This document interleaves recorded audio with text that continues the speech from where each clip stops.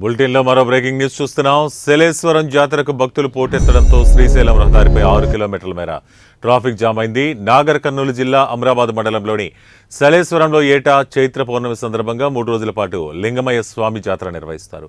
ఈ ఉత్సవాలకు తెలుగు రాష్ట్రాల నుంచి భక్తులు పెద్ద సంఖ్యలో హాజరవుతారు. వరుస సెలవుల నేపథ్యంలో శ్రీశైలానికి కూడా భక్తులు పెద్ద ఎత్తున తరలివచ్చారు. దీంతో శ్రీశైలం ప్రధాన రహదారి రద్దీగా మారింది.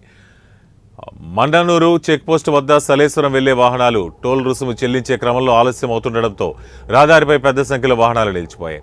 6 కిలోమీటర్ల మేర సిద్ధాపూర్ క్రాస్ వరకు రద్దీ నెలకొంది. దీంతో ప్రయాణికుల రాకపోకలకు ఇబ్బంది కలుగుతోంది.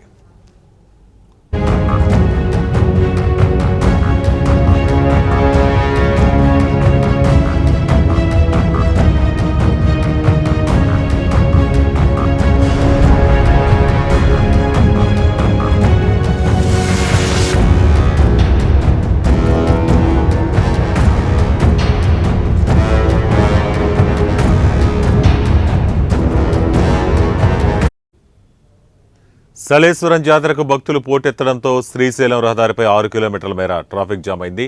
అయితే నాగర్ కర్నూలు జిల్లా అమరాబాద్ మండలంలోని శలేశ్వరంలో ఏటా చైత్ర పౌర్ణమి సందర్భంగా 3 రోజుల పాటు లింగమయ్య స్వామి జాతర నిర్వహిస్తారు. ఈ ఉత్సవాలకు తెలుగు రాష్ట్రాల నుంచి భక్తులు పెద్ద ఎత్తున హాజరవుతారు.